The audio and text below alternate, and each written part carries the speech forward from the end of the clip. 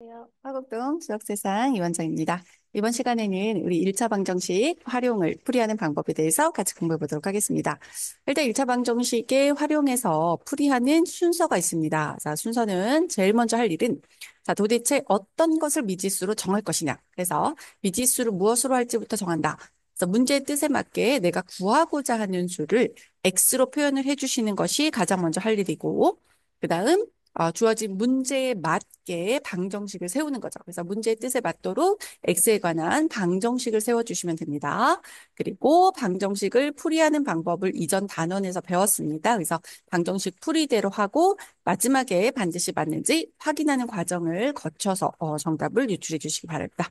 자, 그러면 1차 방정식 활용해서 자주 나오는 유형들에 대해서 한번 정리를 해보도록 하겠습니다.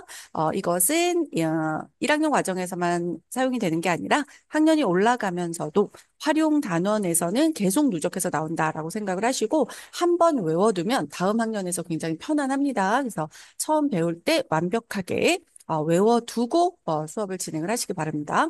자, 먼저 농도라고 하는 것은 진하기에 대한 이야기입니다. 그렇죠? 그래서 농도를 구하는 방법은 일반적으로 소금물의 농도에 관한 질문들을 하게 되죠. 그래서 소금물의 양분의 소금의 양 곱하기 100을 해주시면 그것을 농도, 퍼센트, 자, 읽으실 때 퍼센트라고 읽습니다. 그래서 농도로 나타낼 수 있다. 그래서 분모가 소금물입니다. 그러면 이 말은 무엇이냐면 소금의 양과 물의 양을 모두라는 얘기죠. 전부, 전체량 중에 그 중에 소금이 얼마나 들어있는지를 나타낸다라고 생각을 하시면 됩니다. 그래서 소금물분의 소금 곱하기 100 이렇게 외우시면 돼요. 그러면 그 안에 들어있는 소금의 양은 실질적으로 농도를 구하라는 것보다는 농도 몇 퍼센트 안에 들어있는 소금은 얼마예요? 라는 걸 더 많이 사용을 합니다. 실제 문제에서는. 그래서 이 소금의 양에 대한 방법도 기억을 하셔야 되겠죠. 소금은 100분의 농도 곱하기 소금물 이렇게 하시면 돼요. 그래서 심플하게 외우세요. 심플하게 복잡하게 하지 마시고 소금은 어떻게 된다?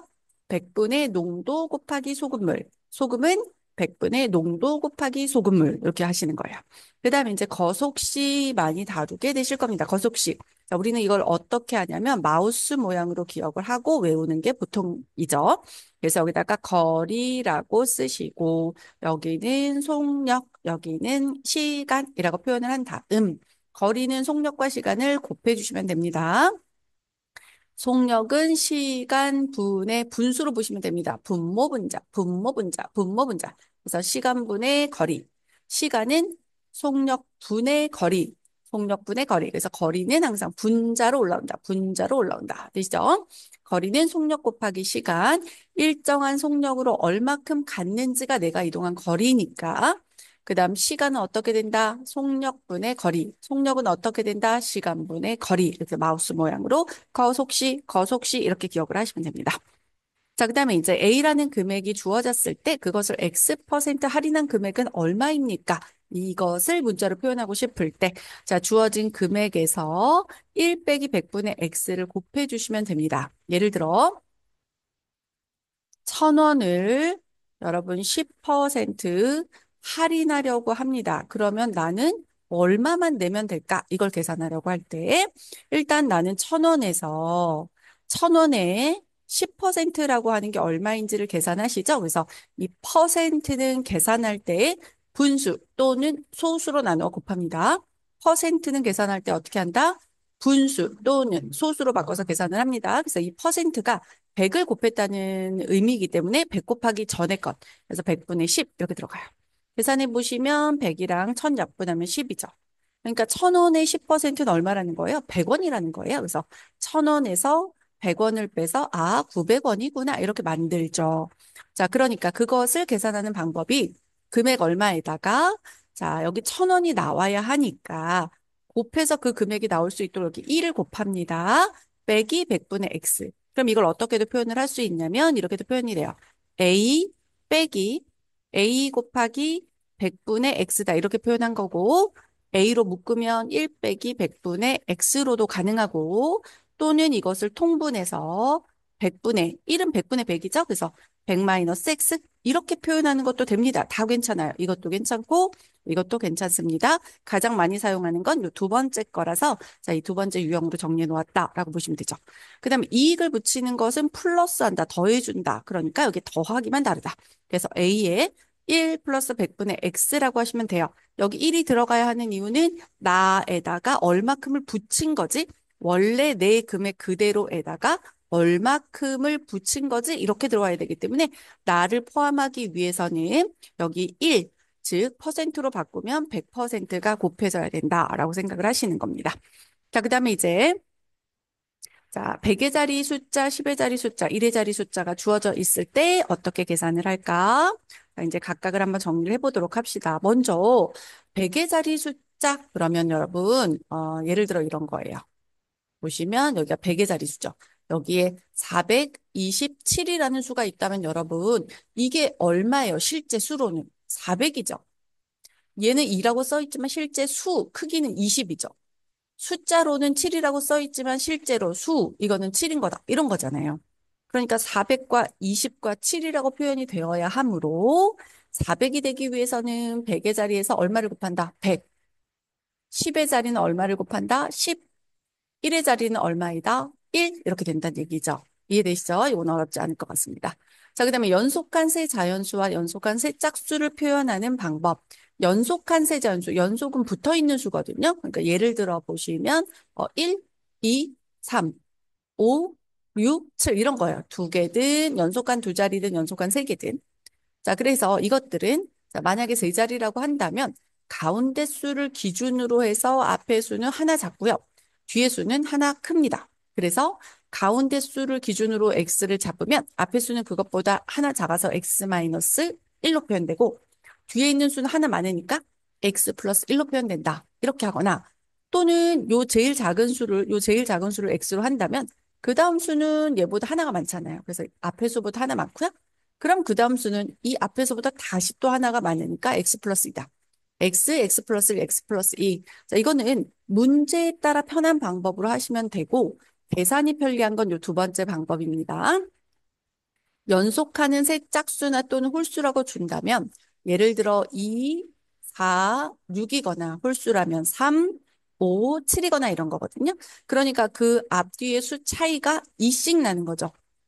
2씩 커지고 가운데 수를 기준으로 한다면 2가 작고 2가 크고 홀수도 마찬가지죠. 그래서 제일 작은 수를 x로 잡으면 그 다음 수는 x 플러스 1, x 플러스 4 또는 가운데를 x로 잡으면 앞에 있는 수는 2가 작고 뒤에 있는 수는 x보다 2가 큽니다. 라고 표현할 수 있다라는 얘기죠.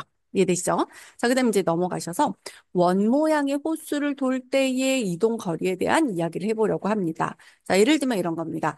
자, 호수가 있는데 원 모양이 있습니다. 뭐 원 모양의 트랙을 돕니다. 뭐 이것도 상관이 없습니다.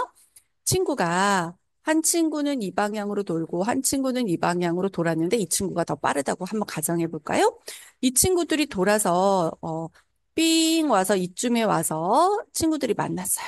그렇다면 A라는 친구가 이동한 거리와 이 B 친구라고 한다면 B 친구가 이동한 거리를 어떻게 하면 이 둘레인 한 바퀴를 나타낼 수 있을까요? 반대 방향이면 그렇죠. 이 친구와 이 친구의 이동 거리를 무엇할 것이다? 더해 볼 것이다 라는 거죠. 어느 방향일 때?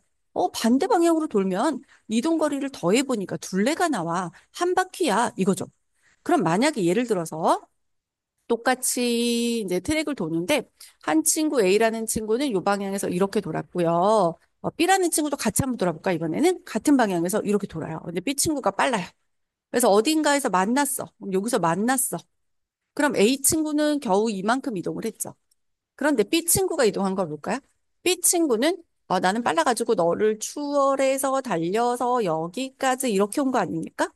그러면 결국 친구와 내가 겹쳐지는 부분은 이 부분이죠. 이것만 겹쳐지죠.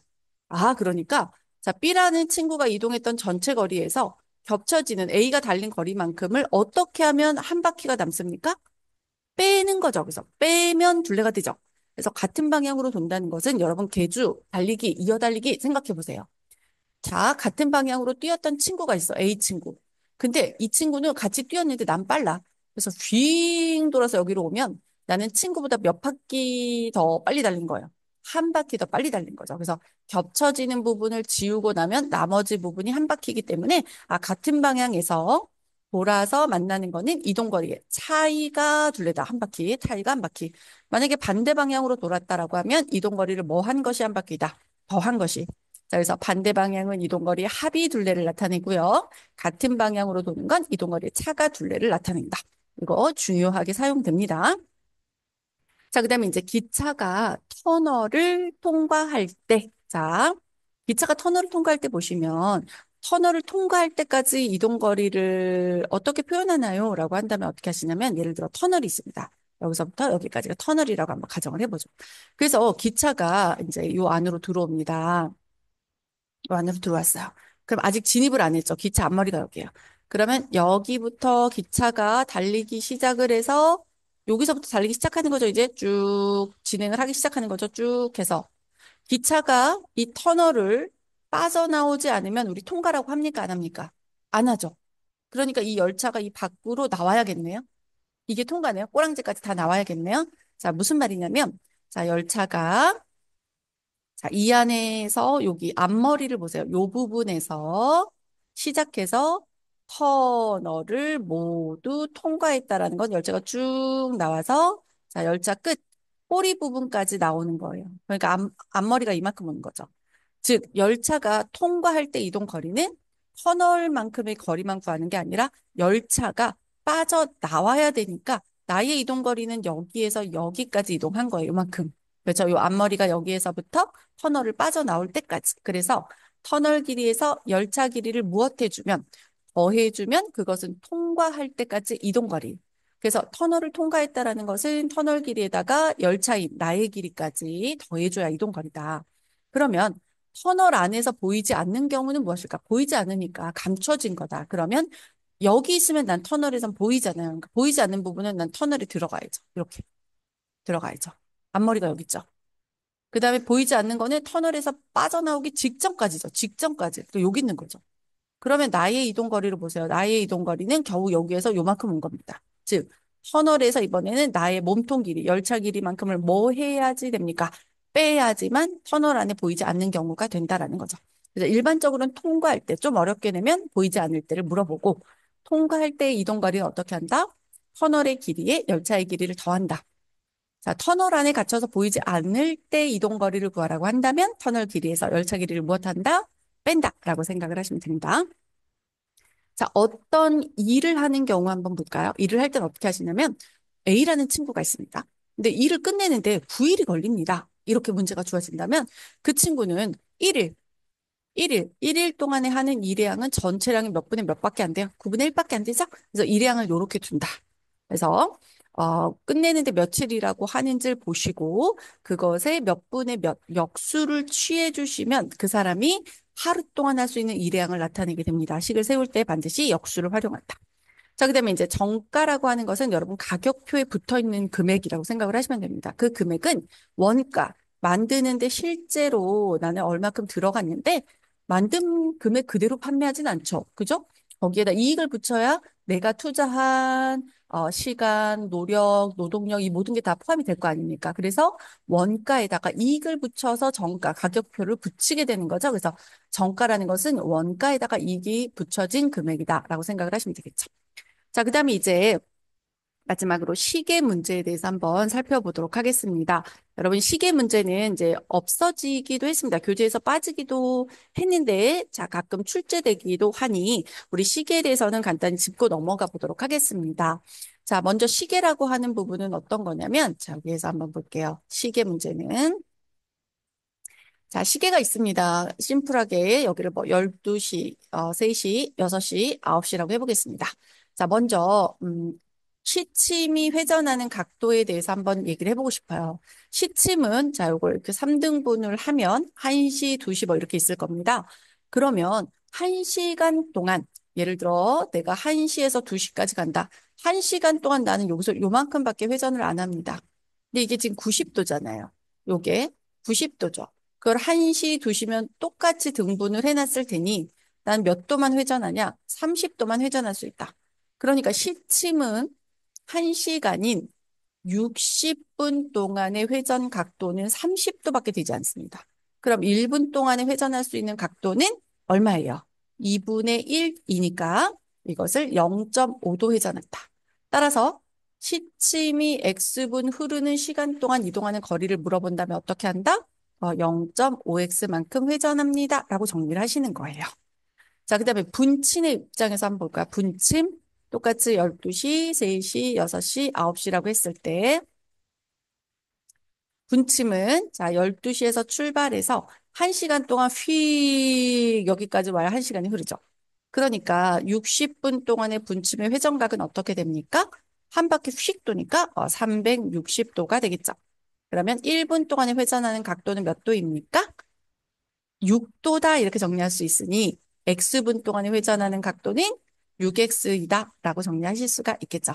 그래서 시계 문제는 선생님이 따로 정리해 놓은 부분이 있습니다. 그래서 좀 더 깊이 있게 공부하고 싶은 친구는 시계 문제라고 되어 있는 부분을 보고 해결을 하시기 바랍니다. 자, 그다음에 이제 의자 수에 대한 문제는 의자의 수를 x라 하고 사람의 수에 대한 식을 세워서 문제를 풀어주시면 됩니다. 예를 들어서 긴 의자가 있습니다. 긴 의자. 긴 의자가 있습니다. 의자를 뭐 X개 있다고 해볼까요? 쭉 해서 의자가 있는데 의자가 X개가 있습니다. 자, 그 X개 의자에 우리 친구들이 앉았습니다. 근데 자, 친구들이 X개 의자에 5명씩 앉고 2명이 남아 있습니다. 이렇게 돼 있으면 식을 어떻게 세우냐면 우리 친구들은 학생 수는 저기 5명이 있으니 둘, 셋, 넷, 5명이 있으니 5명씩 X개 의자에 있겠구나. 그리고 의자에 앉지 못한 친구 2명이 있다면 그 친구도 우리 친구이니 플러스 2 이렇게 표현을 해주면 학생 수, 사람 수를 의자에 앉아 있는 인원에 파악해서 만들 수 있다. 그래서 의자 수를 X로 하고 사람 수를 만들면 의자 수에 관한 문제를 해결하실 수 있습니다.